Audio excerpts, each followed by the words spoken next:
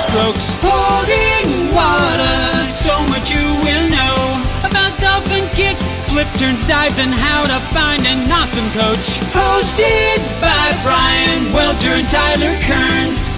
Holding water is where competitive swimming is learned. Hey guys, welcome to now the 15th week of Holding Water. I'm excited to be here with you guys.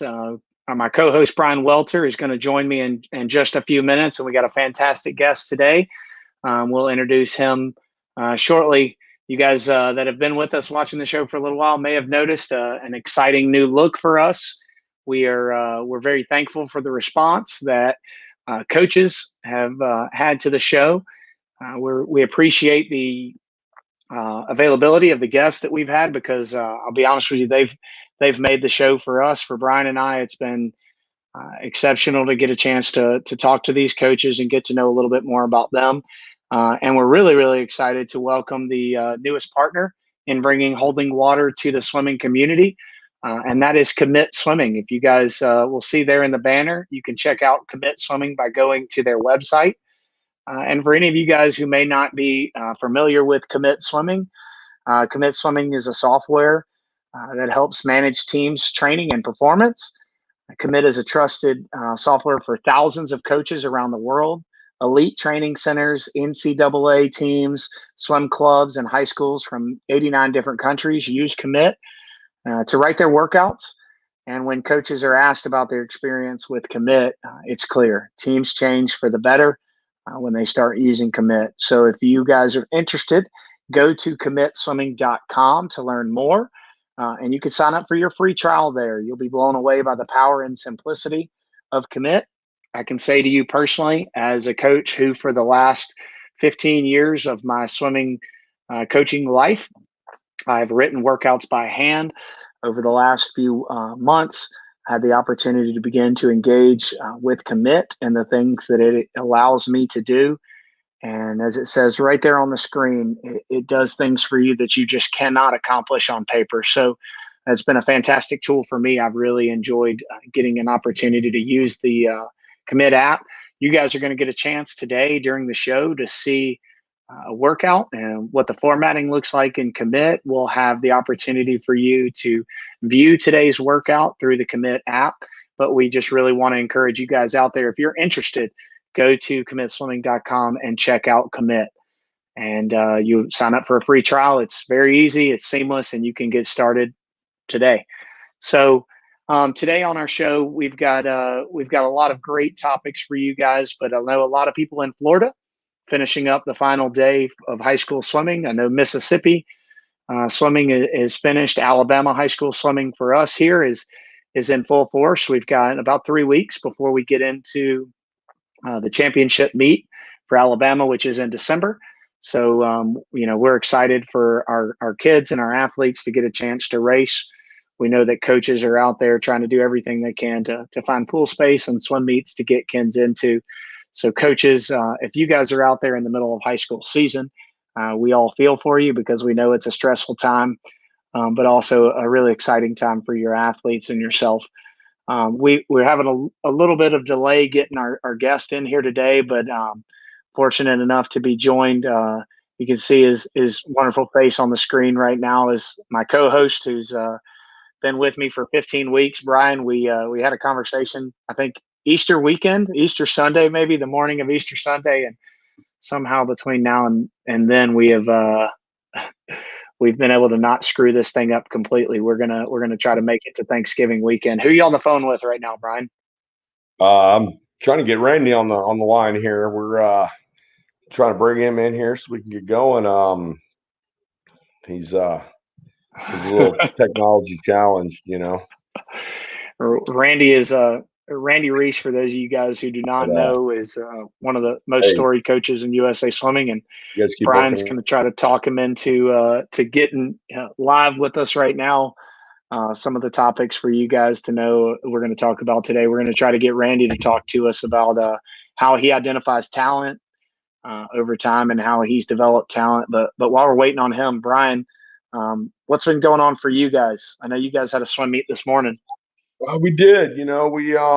We've had a couple meets those last couple weekends. Last weekend we hosted the Fall Classic, which was 450, almost 500 kids, 20 different teams roughly, and it went well. We ran 2 sessions. We flighted it, and we didn't flight it traditionally. We flighted it with the top 200 kids in one session, and then the other kids in the other session. And so if you were in A flight, you were in A flight because of the COVID, obviously, restrictions. If you were in B flight, you were in B flight. There was no bouncing back and forth based on event. So it was a little bit different. So Brian, how'd you identify who was in what flight? Is it strictly based on one time that you've gone? Yeah, I think that I don't know. I didn't have a lot to do with that part of the process, but my understanding is that they took the top X number of athletes in every event until they got to a certain point where they had the number of athletes they needed. And then that was the flight. So you had, potentially the best 100 breaststroker in the A flight for the breaststroke events, but then they might be in the A flight for the other events that they would normally be in the B flight for. So it was a little bit different in that respect. And then we had that's a good question. And then we had basically we brought everybody back for finals, the top 16 or top, I think it was 32 in a lot of events, and 24 in some events, maybe. I don't know. I actually was not at that meet. We had another meet going on that same weekend for another part of our team, so I ended up at the other one. With all these COVID restrictions and the size, are they letting parents on deck at your meets? Are they letting spectators? The meet that I was at in Mansfield, they did allow spectators in because they had enough deck space to be able to accommodate all the athletes on the pool deck. So they did allow spectators into that meet. We have not, in any of our meets that we've hosted, let anybody in as far as spectators go. We're just live streaming. That's interesting. So we're it's different for sure. I think everybody out there is kind of in a unique situation right now where they're just taking their meet schedule week by week for the first time in maybe their team's history. At least month by month. It's really hard to plan any further than that, because I know that there are a lot of meets that have strict restrictions, and hopefully, assuming that the numbers begin to turn and that curve flattens again, and we can begin to open it up, allow teams to host meets and get kids in there. But Brian, I know that we want to try to jump into our conversation and to look a little bit into talent identification. But I know we've got a workout that Randy sent in to us, and while we're still waiting for him to get in here. Do you mind taking the guests through the workout that Randy sent in, because you guys worked pretty closely together? Yeah, maybe you have an opportunity to do that. So if we could get that up on the workout up on the screen, we'll give you guys.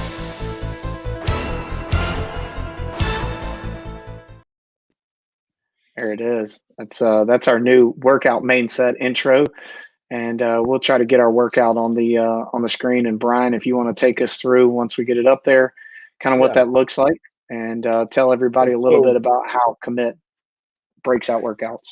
So we'll start off with the Commit part of it. Basically, the way that this workout's set up, this is Andy's workouts, and basically this is a distance, middle distance, and a sprint workout. And one of the things him and I talked about with this workout was it allows you to run the practice all together with middle distance, sprint, and distance kids, kind of working on the same time frame where they're doing different stuff, but they're still all part of the flow of the practice. And so basically, as you can see, he's got distance, middle distance, and sprint. So start off the warm up, 10 minutes of whatever, general swimming, just kind of getting them in the water and getting them going. And then they go into the distance, and the middle distance kids are going 1275s kick on, 115 sets of 3, basically doing the same same kick, and then the sprint kids will go a 75 kick and then a 50 kick on 115, 6 rounds. So effectively, they're all going kind of on the same pace, just going a little bit different distances. And then, then they go into a drill set where they go 10 150s on 220, the odds, 50 drill, 2 strokes, 1 4 strokes. He does a lot of different kind of, he'll do a couple drill strokes and then a couple swim strokes and sort of work through it like that. Drill 2, swim 8. So it's a little different variation there. And then the sprint kids will go 10 125s on the same interval, basically doing the same thing. Then a little bit of a break to talk about what we're getting ready to get into here. I worked with Randy for about 2 years, and this was pretty standard effort-based, see what you can go type of performance set. 4100s on 120 for the distance kids. Basically, probably trying to hold somewhere between 500 and 1,000 pace would be my guess. If we ever get him on here, he'll elaborate on that. But the middle distance kids will go 2100s and then 2075s. The 75s could be best stroke.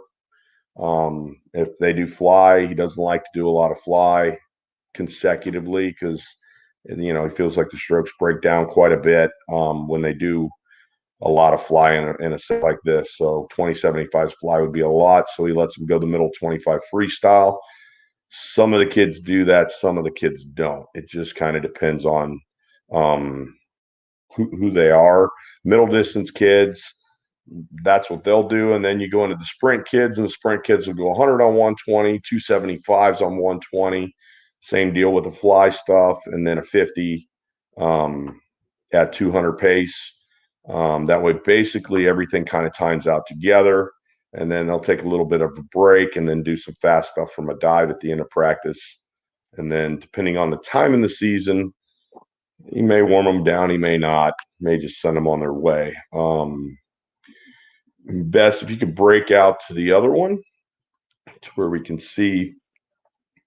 So one of the neat features of Commit is this is the workout as you would write it in Commit. With the hashtags. So you have hashtag middle, hashtag sprint, hashtag distance. When you go to print the workout out, basically it allows you, it automatically splits everything out for you. So you give your sprinters a practice, and Bess is going to pull this up in just a second, but you give your sprinters the sprint practice, which is basically the sprint sets. So if you go through, it's all the sprint set. So it's the kick set, 75 kick, 50 kick, and then the 10 125s, and then the 10 rounds of the main set, which is 100, the 275s and the 50s. If you keep scrolling down, so it gives you the parameters. So you went 5,700 in an hour and 56 minutes, and then you scroll down, you get to the distance kids. The distance kids, it breaks it out, so it shows you the 10 150s, how they do them, and then the main set of 4100s, and then the from a dive. And then if you keep going, the middle distance kids, it's 7,100 meters for those guys, an hour and 56 minutes. And then you keep going down, and you've got the middle distance kids are doing this set, and it's all printed out for them so they know what they're doing. So it eliminates a lot of confusion because you've got the opportunity to give the kids what they're actually doing rather than have it all written out and them trying to cipher through all of it. So it's pretty unique in the way that it does things, and that's 6,600 for the middle distance, an hour and 56 minutes. So all three of these practices, even though they're 3 separate practices, basically will run at the same time, and everybody will kind of be on the same page, just maybe doing a little bit different distances. So it works out pretty good. That's one of the neat features of Commit, and Randy's pretty unique in how he writes his practices. So it's pretty handy if you know how to use Commit and you can work the hashtag system. So that's kind of how his practice flows. We spent a lot of time him and I have spent a lot of time obviously on deck together in the time that I worked with him. And, you know, the biggest thing is, and I think he'll say this if we ever do get him on here. It's with Randy, so much of what you do is all about the effort. If you're not honest with your effort, he's going to be real honest with you. And that's one of the things that makes Randy great. But, it's, Hey, Brian. Yep. Brian, one of the things, and you could probably expand on this even more than I can, because I've really enjoyed getting to use Commit and seeing what it can do for me as far as laying out my practices. You know me, I'm pretty, obsessive about the way I like the things to lay out and the structure of what's going on. But you saw in there those workouts that talked about the stress value. One of the things that I really liked about it was it allows you to define, your energy systems, the way you are going to lay out your practice. So I know you are a guy like myself who does a lot of threshold stuff. Who kind of lives like Randy lives in that EN3, energy system. So talk a little bit about how you set up your energy systems at your practices and what that's like for you on maybe like a weekly basis. What's that look like at Lakeside? So for me, I mean, I pretty much live in the EN1, EN2, EN3, and the SP3 range. I don't do much SP1 and SP2. For me, SP1 and SP2 is our meets, especially with age group kids. I don't think I get the quality out of them in practice that I want to get out of them to make it worth doing 6/100s on 7 minutes. I feel like I can get more out of them in 42 minutes that set would take to go 600 yards. I don't know why I got this weird light on my face. Hold on a second. Well, one of the things too, I think that, when you go 6/100s on 7 minutes, especially if you guys are out there coaching age groupers, I mean, one of the things that I found very early in my career, my interpretation of it at least, is that you can get the same results from those guys on a much tighter interval. I would agree 100%. I mean, you can go those 6/100s on, something, shoot 145, 2 minutes, just because they're going to be able to repeat those things at a different level, and not produce as much lactate and break down as much as senior kids. So, I mean, that's my 2 cents on that. But you said you guys live in EN1, EN2, and EN3. How do you kind of define those for coaches out there that may be new?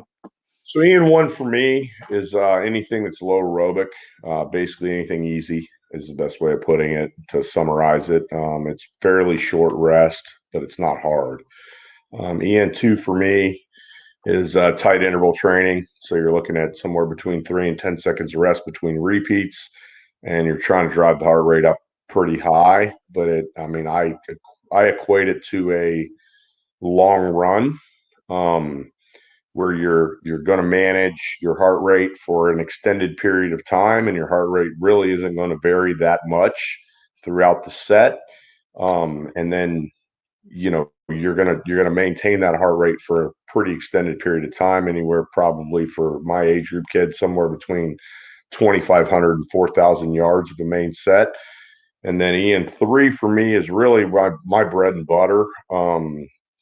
And that's somewhere between 10 and 40 seconds rest. Depending on who you talk to, 40 may be too much, but I kind of like 40. But somewhere in that range. And then basically you're going at a maximum effort on every repeat of everything you're doing in that set. I generally try to keep those volume totals somewhere between 1,500, maybe 1,000 to start out with at the beginning of the season. And we'll build up to, 3,000 roughly. We generally don't go more than 3,000.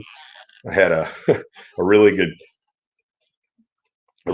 guy in Gainesville, Wes Olmsted, who used to swear that if we went over 3,000 on a threshold set, the world was going to end. So we kind of made that the cap. We kept it under 3,000, but I think that's That's about 45 minutes to an hour, and that's pretty high heart rate. What I try to do with those sets is I kind of adjust how fast they're able to go based on how much rest I give them. Okay. Oh, Say okay. Okay. He's here. Hey, there Randy. we go. Uh-oh. We have a guest. We don't have video for you guys out there, but we do have a guest. Yeah, we have a guest. And so for those of you guys who don't know, I can't imagine many of you don't, but those of you guys who don't know, Randy Reese is one of the legends of our sport. I grew up reading Randy's stuff and, watching all the stuff that Randy did. And I think he's been a gold medal club at 3 different clubs, won NCAA championships at Florida and SEC championships at Florida, coached, I don't know how many Olympians. I think in '84, he maybe had 42 medals with his kids. Is that about right, Randy? I don't think that many, but okay. We'll give you credit for it, whatever. But he's had some success. So, how you doing, Randy? Good. Yeah. I just talked through your workout. Is there anything you want to throw in there? Did you hear any of that?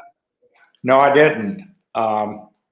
The main thing I did on the workout is I tried to write up a workout where your whole group, different levels of it, are leaving at the same time, and they're on the same interval, but they're doing different work depending on what, as a coach, you feel their distance, middle distance, sprint, or just young kids that can't do the intervals that the older kids might be doing on the middle distance workout. So I put in a sprint, and that's where I'd have most of my young kids. Hey, Randy, this is Tyler Kearns here. Thanks for joining us today. How often do you guys break out into distance, middle distance, and sprint down there? Almost every day. I just think that, you're going to be cheating some kids if you don't give them a chance to work in the area that you're guessing is their best area. Now, Chuck's here now too, so. All right. Hey, Chuck.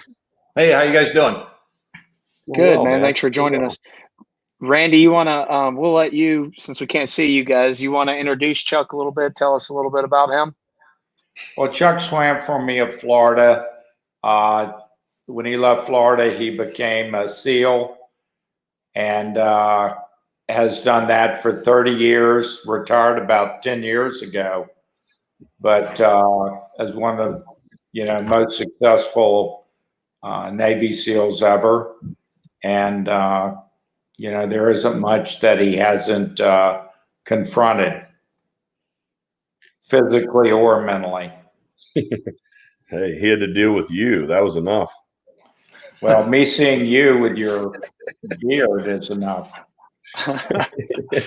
Chuck, thanks for being on with us, man. I know it's the end of Veterans Day week, but we want to first start by saying thank you for your service to our country, and for all the sacrifices you make to allow people like Brian and Randy and myself to be able to coach swimming, and Brian and I to be able to run a show like this, due to the many sacrifices you guys have made for our country.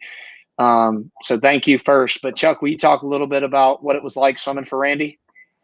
It was challenging, and thank you for the veterans shout out. But yeah, it was interesting with Randy. It was very challenging.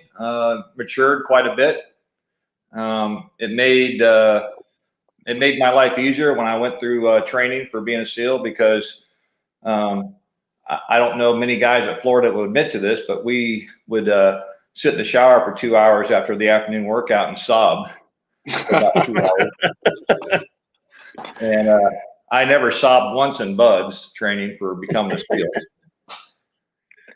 Was that the intention, Randy? Was that the goal? Well, the main thing I think you need to get out of training is learning how to work hard. And when you do that, you're racing the clock, and you're in a scenario where your success is going to carry you not only through your swimming days, but through the rest of your life. So Chuck, on that note, I mean, what would you say are the things, like a couple key points that, are traits that you have because of Randy and because of the training and the demands of swimming with him that, have made you be able to go on to be a SEAL and do all this with, it sounds like it might have been easier than what you were doing in Florida, but what do you think are some of those personality traits that you see in other SEALs? And I know you worked to train some SEALs to get through buds and some of that stuff later on when you got it further on in your career. What do you think those traits are, and what are those, things like that really make that athlete or that SEAL successful? Well, I think that, the training with Randy, it developed you to have discipline. It developed you to have drive and fortitude to not give up and to, seek your goals and continue to push hard. And it made life easier with that kind of concept built into your brain from swimming with Randy. So that was definitely a key. And basically, it's about heart. You got to have heart. And Randy enforced that and instilled that in all of us. The drive to succeed and be better. So that was definitely a key takeaway from training with Randy before I went there. I will tell you, when I went to Buds, I was almost 6'2". I weighed 225. I had a 28-inch waist, and I was in the best shape of my life. When I graduated from Buds training 6 months later, I weighed 190 pounds and I had a 34-inch waist. So I got out of shape in Buds training. You got out of shape, huh? That's impressive. Chuck, tell us a little bit about kind of where you've been and your experience since your time at Florida with Randy.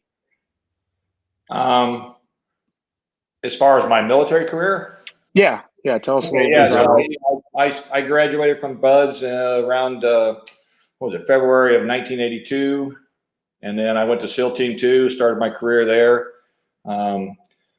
made rate quickly and became LPO, which is the leading petty officer, enlisted guy for a platoon. And then I did several platoons there, went to SEAL Team 8, started the command there as a plank owner, and then went back to SEAL Team 2. If I could have done my whole career, I would have done it at SEAL Team 2.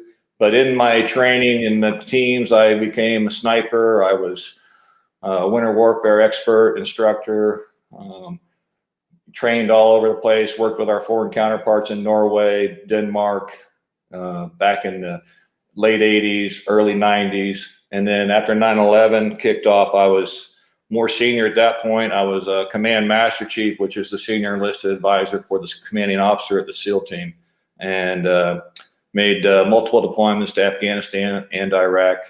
And after that, I was the senior enlisted advisor at the group level on the East Coast, which was working for the Commodore of the East Coast, who was in charge of all the East Coast SEAL teams, which are 2, 4, 8, and 10. And then after that, I retired and hooked back up with Randy. And after 30-something years, Randy gave me a call, and I had a hair on the back of my neck standing up when I heard his voice, because I hadn't talked to him for 30 years. And he asked me what I was doing, and I said nothing. I was at the SEAL reunion on the East Coast, and he said, "You want to come down to Florida and talk about mental toughness and the stuff you learned, from not only being a swimmer but also being a SEAL?" So I came down and spoke at one of his coaches' clinics, and that's when we hooked back up and became good friends again. So you used to sit in the shower after practice and sob, and you did all of that. I am terrified to see. I wish I could see what those workouts were like that you guys did back then. But man, that's impressive. Thanks again for your service, man. That's some awesome. That's an awesome resume. Some of the workouts are similar to the one I gave you. It's how hard you did them. Each person in each group, you might have 5 distance people doing my distance workout, and they're going to be holding 52s or 55s for hundreds or 58s, just depending on where you are in your career and whether you're doing working on mile, 1,000, 500s and things like that is what you're going to hold. But you want to keep tweaking those times that each individual should be holding, because what you want to do is your races with a clock in your event, at the meet, and every day in practice. When you leave the wall, you leave right on time, so you get your exact time when you come in. And that is what gets you through every day, is seeing what you're doing and being aware for the hour and a half or 2 hour workout that you have. It's very important to know every repeat you're doing, so you can take it day to day, week to week, month to month, because that's what the coach should be doing, and readjusting your workouts on intervals and what you can hold on those intervals. Hey, Randy, one of the things that we looked at in your workout was that, like, your distance set, for instance, 4,100s, I think it was on 120. And those were, for those of you guys out there who may not have noticed, those were meters, short course meters. Are you determining the pace and time that they swim, or are they determining that for themselves? Now, those were short course yards. Oh, those were yards. Okay. Yeah. I thought they were set up as meters. I was going to say that's pretty. We clicked the wrong button. All right. It's yards, but the thing is, that can be, a sprint workout. If you want to have somebody go a smooth 100 and then go a 50 on 120 and hold 200 pace, or maybe a little faster. Mm-hmm. You can adjust whatever you're doing to each group if you know the kids well enough and know what their mental attitude is as well as their physical, because there's some kids that aren't sprinters. You're going to be born with so much fast twitch or slow twitch fiber. You need to learn that and start convincing kids, well, you need to look at 200 1,000 or 200 to 800 range, or you need to look at 50 and 100, which is difficult to do because there's very few overly fast twitch fiber humans. Oh, well, for those of you guys who are watching, a real quick break before we jump back in with Randy real quick. You guys can see in the bottom right, our show is now brought to you by Commit Swimming. It is the simplest, most powerful workout management tool on the market today, and it's designed specifically for swim coaches. So if you guys are out there, go to commitswimming.com and you can sign up for a free trial. You will be more organized and your team will improve faster than ever. Randy, I know that you, I think you handwrite your workouts still. We appreciate you sending one in to Brian to be able to convert that over. But Randy, talk a little bit, if you don't mind, about how your workouts have changed since maybe when Chuck swam for you. How have you evolved as a coach? I don't know that the workouts have changed. I think the swimmers and parents have changed. The workouts are as hard as you want to make them by what you're going to hold. Get your pulse rate. You want to take your pulse throughout practice. You want to know your body weight that day. You want to make sure you're taking the same amount of liquid every day so that there's no variance and you can judge what's happening.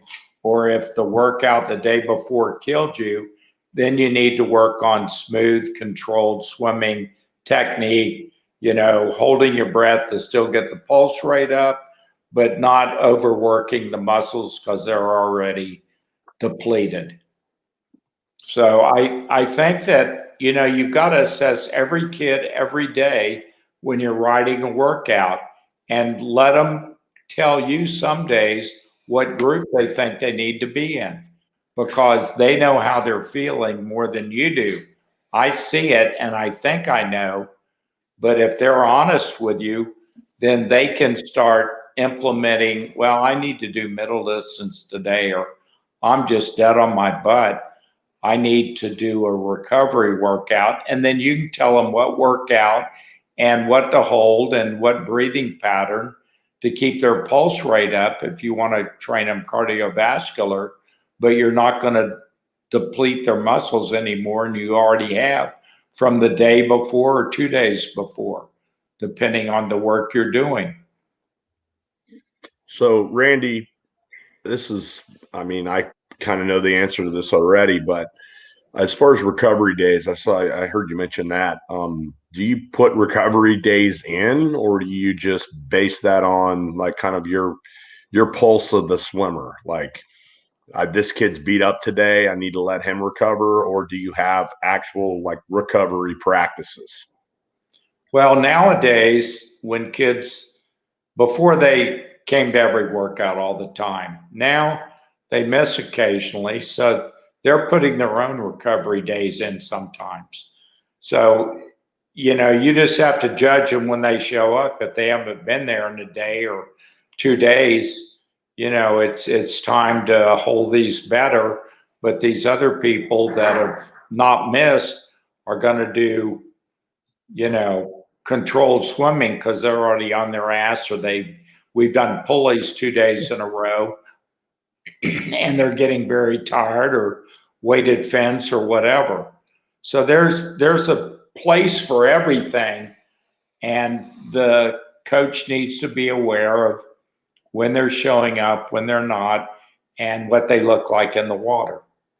It's just like, when Chuck and Keith Dixon and all those people swam for me, it was really focusing in on what they were capable of doing. And those guys back then, as well as my club program, the kids were more motivated to train extremely hard because they weren't eager to get off on their phone and talk to 27 of their friends, which they knew too, on some type of Facebook or something like that. And that's been one of the biggest distractions I've ever seen, is the kids communicating with all these other kids, and they might be close friends with 2 of them. So, on that note, do you have a policy on cell phones on the pool deck during swim meets, or cell phones during practice? I mean, do you just tell them no, or is there like an actual, do they have conversations with them about that distraction at meets? I think they know how I feel, but they don't use their cell phones during practice. And I have a cell phone, and I'll look at it to get the time, or if I'm expecting an important call. But other than that, I don't use a cell phone during practice. So anyways, Randy, obviously you and I worked together for a while. One of the things that was pretty unique that I think you pretty much were an innovator was, talk to us a little bit about the pulleys and the resistance training and some of the different things that you do, because I've taken a lot of that stuff from you and brought it here. And I know a lot of other people all over the country are getting on board with a lot of resistance stuff. Talk to us a little bit about that and kind of what you see the benefits there, and how often you do that stuff, and how much of that stuff you do. Well, I might do 6 or 8 work, 30-minute to 45-minute workouts of the pulleys, or I might do 3 days a week, just depending on what type of year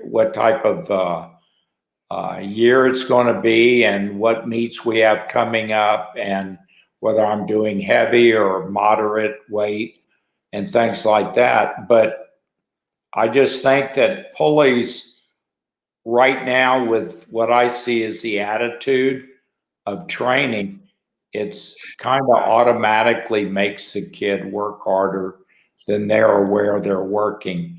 If they were aware of it, then they wouldn't be doing it in most cases. If you get to the other end of the pool and you have so much weight in your pulley, then you're doing a lot more than probably what you're going to do if you're just doing interval stuff and looking at the clock. Because I've got swimmers, I have to ask them what their time is, because from the time they jumped in, they haven't looked at the clock the whole time. They're going off, another kid pushing off because they happen to be on the same interval. And they want to come in and start talking to them about something. So do you feel like that the pulleys, do you feel like the strokes break down, or do you feel like it increases efficiency? No, I think it teaches you to get hold of the water, creates more resistance, and it forces you to kick more, even if you're doing fins, which I think kicking is a big part of all the strokes, I feel. So I think that the pulling forces that on you more. And I don't know that I would still be in coaching if it weren't for pulleys, because I don't see the work being done in the other areas that I'm trying to trick them to work hard in. Hey, Randy, when have you guys used, how long have you used pulleys? I mean, has that been something that you picked up 5, 10 years, 20 years ago that you've been using? Chuck and Keith Dixon and those guys, I was doing pulleys in Jacksonville before I went to Florida. And that's the first thing that I strapped 4x4s onto a bulkhead that was constructed.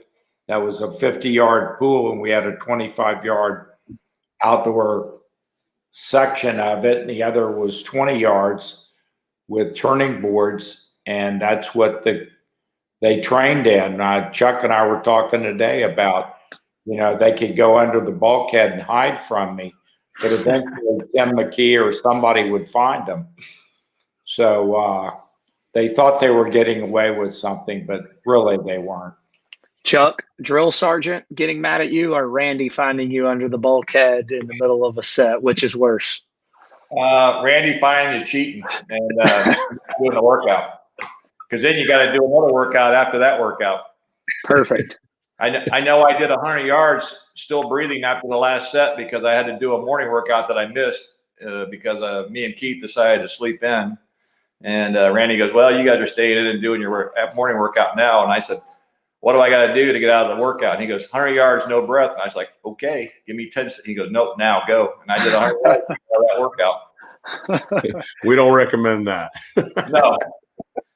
Hey, so Randy, what are you've been? The big difference with Randy, just from my point of view, because I've gone and seen Randy's workouts now, and I've watched him, with the kids on the pool deck and stuff. I think that what people have to remember, there's a big difference between collegiate swimming and club swimming. Because club swimming, they're younger, you've got parents involved. When you're in collegiate swimming, you're there, and there is no I don't want to do it or I don't want to show up. So he owns you. A little bit different. Yeah, Randy, you mentioned we talked about resistance. If for coaches out there who may not have access to pulleys, what are some other resistance methods that you've used or have seen other coaches use out there that maybe somebody could get their hands on effectively? Well, we did a lot of just swimming in T-shirts. Of course, after a while, it starts rubbing you and you start getting sores and stuff. Wearing shorts rather than a bathing suit to create more drag. And then we started using, surgical tubing. And once you could make it all the way on a certain set, then we would cut off maybe 3 feet of your tubing. And then you'd go at it again until that was accomplished. So, I've done just about every way you can do resistance training. But the key thing is you'd like it to be the same weight all the way so you know where they're falling apart and what's happening with their stroke. 15 yards, 20 yards, 25 yards, 50 meters. Going long course pulleys compared to short course is like night and day. It's like, being a SEAL or playing a bugle at one of the band leaders. You still use shoes? Occasionally, haven't used them much lately. I've used a little bit more weighted fins and stuff because you can still move rapidly. When you start using shoes, it kind of detracts a little bit from the interval. And I don't know that I've really done yardage in the last 30 years on worrying about that is the key to why you had a good workout, how much yardage you went. It's once again what you're holding, what stroke, and how often you're able to hold those good times throughout the workout. So on that note, so I know you and I, when we were working together, we did that one season where we used a ton of shoes and paddles. I don't know if that was a great season for us. I think Kid Swam okay. Do you see, like, when you're doing these things, when you're looking at the kids, do you see changes in body position, changes in what they're doing and how they're breaking down? And I know early in your career, one of the things you talked about was how you wouldn't be committed to the idea, and you come up with another idea and another idea and another idea, and you wouldn't really follow it all the way through. Is that accurate? And how have you adjusted over the years when it comes to how you implement new things like that? I still think I'm doing that. I mean, we're always changing how we're doing pulleys, the interval. If anything, I'm trying to do, I would say, shorter stuff. If I want to make it distance oriented, we'll do a lot more and the interval will change. But yet, I think the key is still working on holding, unless you're recovering, but holding a much tougher pace on what you're doing than just doing yardage and, trying to make it hard every day, whether it's pull, kick, swim, or whatever. Yeah. Hey, real quick, Randy, when you're watching, you're going through, and you're watching maybe your age group swimmers coming up as they're developing, you're watching the things like, you had Chuck at Florida and before. When you're watching a young swimmer like that, what are the things that you're looking for when you're trying to identify a talented young swimmer before you take the next strides in pushing them forward? I think the key is doing a lot of 25s and having them where they can actually, maybe they have to go butterflies on 35 for 25s and keep their stroke, or go on 40. I've got kids going on 40, 35, 30, 25. And when they know their stroke is falling apart and their stroke count has dropped back from 10 or 11 to 25 for a little kid to 14 or so, and they're drowning, that they either change the interval or swim an easy 50 and try to get back in on the same interval. But I think the whole thing comes down to what time they're holding and stroke count, and then trying to increase. But I think with little kids, I don't know that you really need to go hardly anything over 50s. If you're doing enough or change the interval enough within the workout, that they're going to get better technique and better turnover and things oriented more to what you feel is going to be their eventual best areas. Maybe it's 200 to 400 or 50 to hundreds are going to get a lot more rest because they're sprint oriented. And like I said earlier, that's a real gifted person that has a lot of fast twitch fiber. So Randy, on a more basic level, when you're looking at a 9-year-old and you're trying to decide, where this is going to go, what are you looking for in that athlete? I mean, what would you see in Tracy Calkins that was different than Joe Schmo? I mean, what are those, like, what's Randy's eye need to see to get this kid to, this kid's special? Well, Tracy was real easy. I mean, Tracy did everything perfect. When you told her to move her hand a half an inch in, when some kids now have to say move it 1.5 feet to get them to move it 1/4 of an inch in, Tracy would move it a half an inch in. These people still haven't moved it, and I've been telling them for 2 years. She could focus and do exactly what you wanted. As a number of other people, more back when Chuck swam than nowadays. These kids' mind is out there so much, they want to get into the wall to talk about whatever they talk about. I try to avoid listening to what they're saying. But That's probably for your interest and theirs.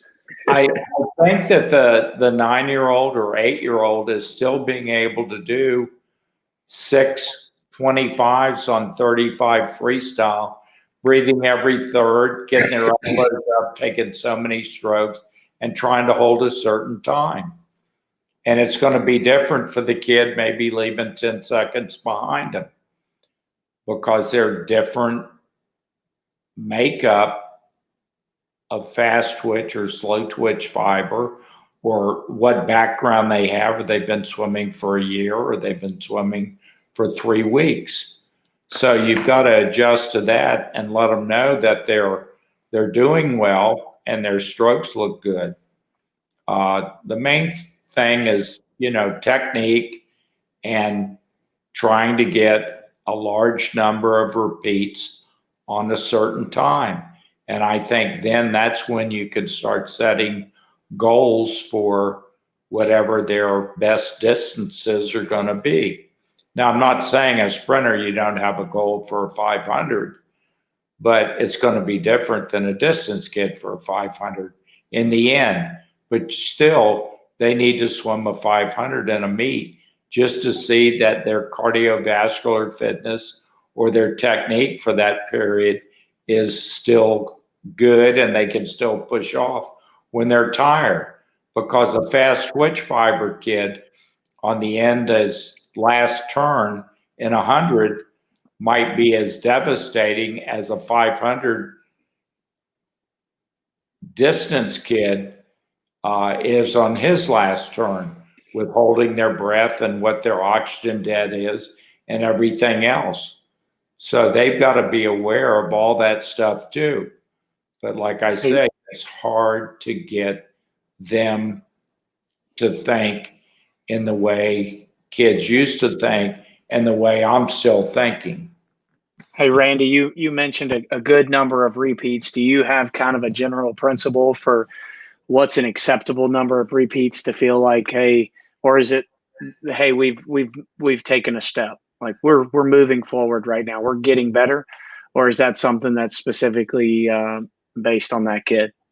I think it should be based on the kid, but there's areas that you have to test. I mean, we'll go 425s and go an easy 50 on a minute or on a minute and a half, and do 10 rounds of that, trying to hold a little bit faster than you're going to do if you're going to do 825s on 30 or 35 and still take the minute and do 4 or 6 rounds of that.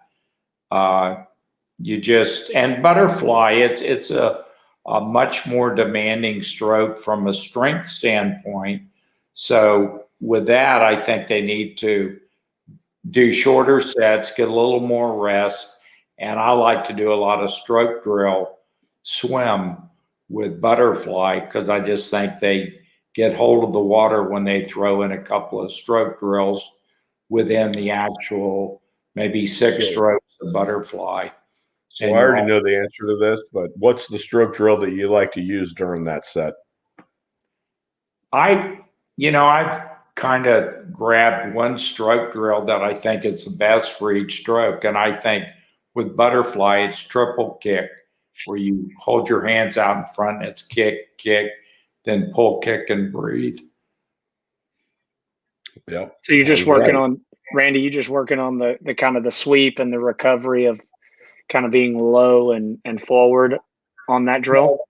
No, they're working on keeping their kick in, and they're getting a little recovery to be able to do it for longer than a 25 or 50.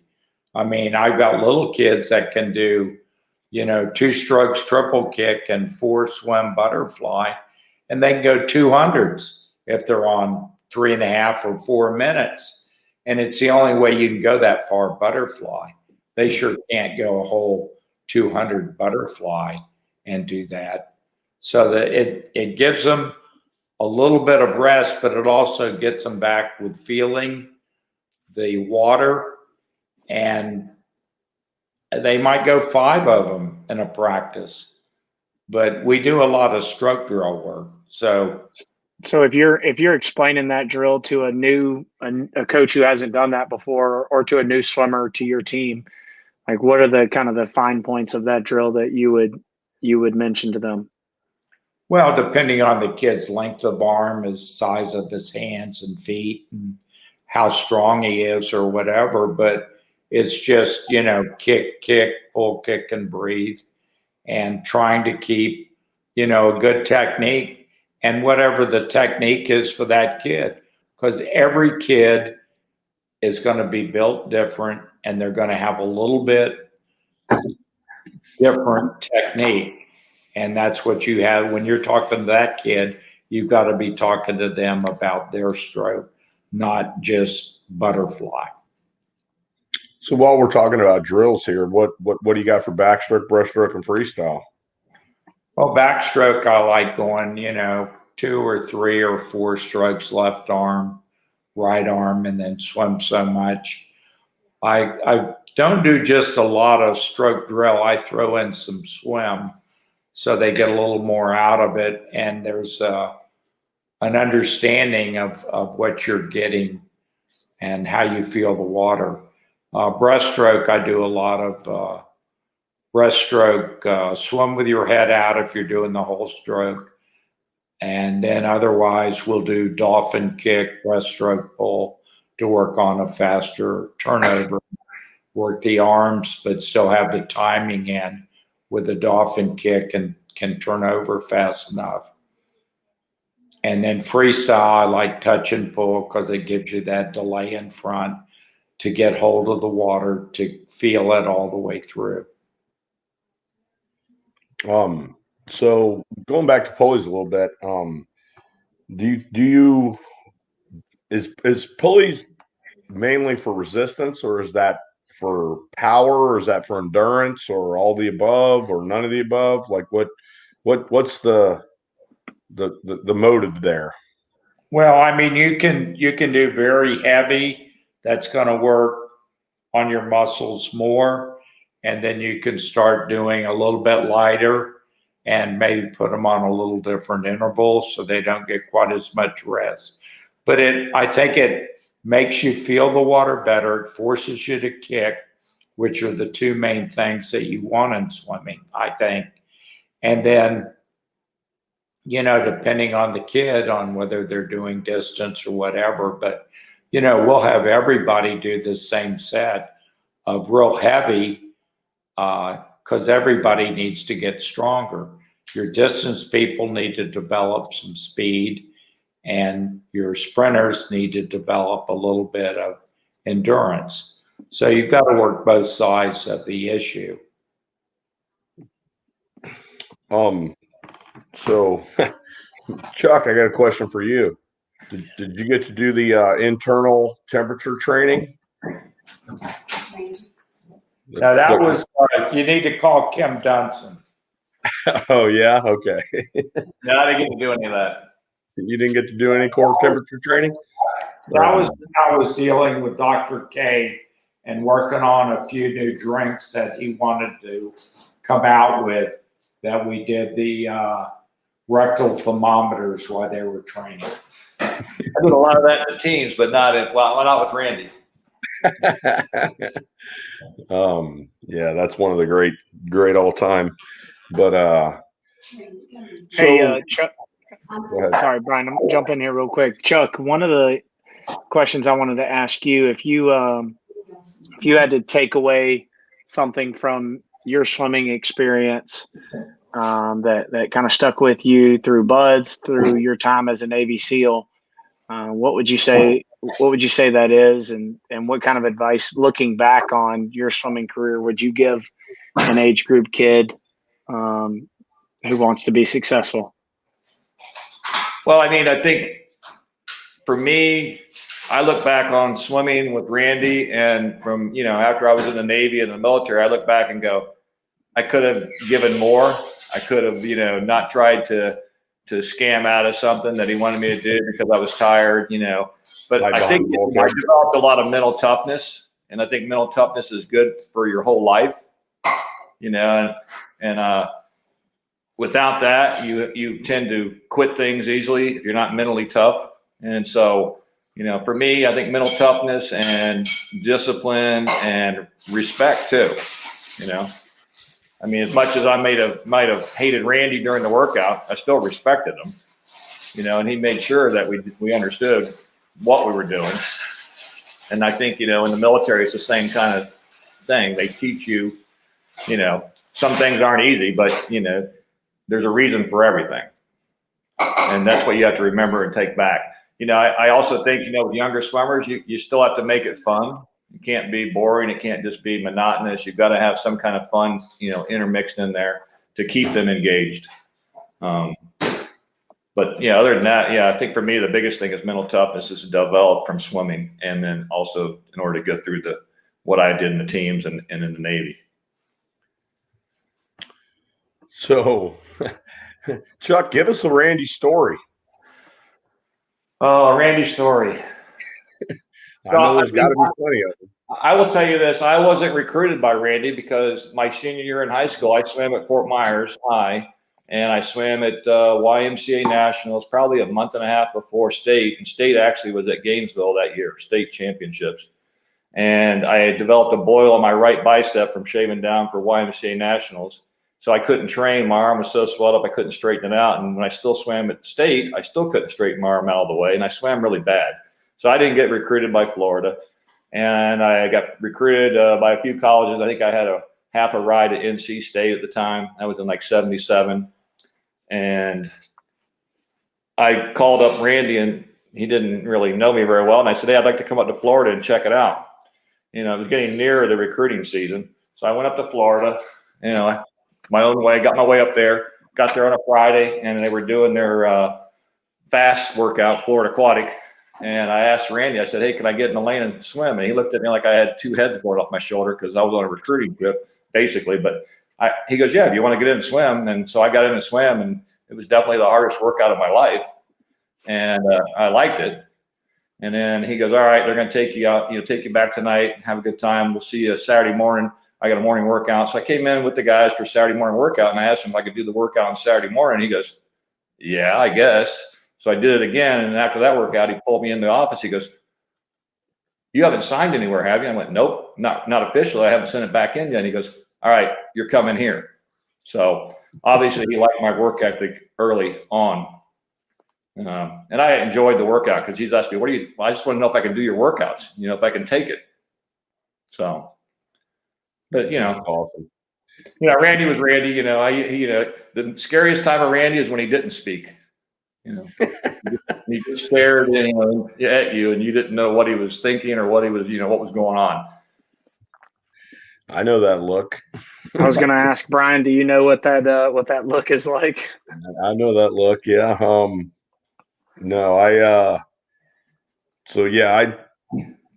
mentioned it earlier. I worked with Randy for close to 2 years down in Clearwater, and it was great. I mean, he's one of the that I had read about and I always remember the Jeff Grace article about him talking about how he wished he could put glow sticks at the end of the pool and basically put everybody in sensory deprivation, and they just would see the glow stick and they would have to just learn to move through the water. And that was one of the articles early on in my career that I was like, wow, that's thinking outside of the box. And then when I got the opportunity to go down there and work with him, one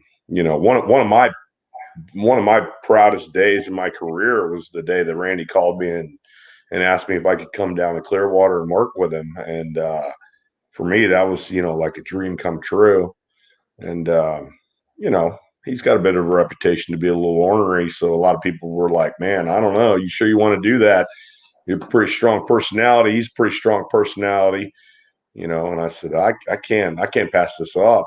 And it was great. We had a good time and we had the kids swim pretty fast. But, Randy, having known you and been around you as long as I have, I mean, you just sit around and think about swimming all the time. Yeah, unfortunately, I woke up at 2:55 this morning and took about an hour and a half to think about some stuff having to do with swimming. That's why I haven't retired. I still have so much that I'm thinking about that I would like to try, but yet, I haven't had a chance to yet. Randy, what's the state of our sport now compared to what it was when you got into club swimming, and where do you see it going? I think that I know I'm looking at going back to the AAU because they let coaches be a little more free and run the program they want. It's reasonable financially, and they're willing to listen to a lot of different things that can be changed in swimming to make them more fun, harder, and have better trips for kids to go on. So I think U.S. Swimming is just worried about pricing themselves out of everything. And we're in a situation where what we're paying the top 3 or 4 people to give us zero advice at United States Swimming, it's really sad. So Randy, I know Go ahead, you talked a little bit. So you're doing some unique stuff down there with your meets. Talk to me a little bit about that. Say it again. So you're doing some unique stuff down there with your meets and how you're structuring those meets. Yeah, we're trying to involve everybody where, everybody wants to have a double A, single A, triple A, whatever. They have 20 different times on what kind of meet you want to have. And I think you need to have it for the whole family. So you do some 25s and 50s with no entry time. So everybody that comes to your meet in the family can train and swim and get in the water and be part of swimming, because those little kids might end up being the best swimmer. But if they come to a meet and they can't even participate, so you can have 25s and that'll qualify you for a 50 at night, maybe if you're doing 3 or 4 heats of the 50, and you can do 75 and that'll qualify you for a 150. I think people need to do 150s and things like that to learn how to swim a 200. So you need to have those as part of finals or prelims to get more kids through your prelims, and then you do 200s at night. There's just so many opportunities that people can do. And I think people must have thought of them, but not for long enough. And there's just no one's willing to try to do it. But the AAU, they're willing to help swimming be the sport they know it can be. And they're letting me give them a lot of input and other coaches that are getting involved with the AAU. And I think that's where swimming's going to go back. I mean, when we originally changed from AAU to U.S. Swimming, it was more for the top coaches to still be the Olympic coaches rather than what was best for swimming. We were told it was best for swimming, but when I look back on it, it wasn't. They just wanted to be in control, so they stayed the Olympic coaches, even though they weren't putting anybody on the team. I mean, I had 12 kids on the World Championship team in 78 or 9 in Germany. 78. And, you know, George Haynes, who was a great coach and had some great swimmers, he coached all 12 of mine because he had no one on the team. I got to walk around with the guards up top to observe a few of the workouts, but they had guns, so I enjoyed doing that. Hey, Randy, you mentioned from a USA Swimming perspective, but obviously as a former college coach and a club coach who's got kids trying to make the jump to the NCAA level, you and everybody else that's out there is readily aware of what's going on with all the cancellations of college swim teams. What do you kind of see, or what are you hearing is the future for college swimming? You know, I talked to my brother some about it and a few of the other coaches, but once again, I think U.S. Swimming has hurt college coaching. I mean, U.S. Swimming charges college $100,000 for keeping their times for them. Now, how asinine is that? Really? If anything, they should be putting that $100,000 back in to college swimming in some fashion. You know, Are you talking about like through registrations, right? No. Oh, really? I don't know where they're getting the money or what they're using for it, but yeah, I mean, we're up to $85 in our association to register a kid, and with AAU it's 14, and 15 years ago it was 11. When Chuck swam, it was 5. So it's just insanity. And then Florida, with club swimming, they have it that you have to give them the highest you can charge for a non-final meet is like $465, and you got to give them 65 cents a swim. Plus, if it's $6.15 for a finals, and you're getting awards, and you're running the pool double the amount of time and paying double, and it's, you know, just ridiculous. You have to give them $1.15 back if you do. What have we done different? We're paying the officials. We're doing everything. I think you're forcing teams too and I mean, tell me what you think, Randy, but I think we're forcing teams to have to feel like they have to run these mega meets instead of something that can be engaging for young swimmers to get them involved. And like you said, $85 versus $14, a barrier of entry for a family with multiple kids. I think it's something we definitely have to consider as a sport, as a way to get people into the sport and to watch the sport more regularly, other than that 1 week every 4 years. And with the AAU, you have a 6-lane pool and go 25s and 50s, and your finals can be 50s and 100s for the kids or whatever, but you can take and have it where a 6-lane pool you can put on a meet and still make money off of it for the club. And the kids get to swim more and, you know, 4 different events rather than just 2, with going a 25 in the morning and a 25 at night. You know, they need to move up and surprise themselves that, God, I can't swim a 50, or I can go 100 now.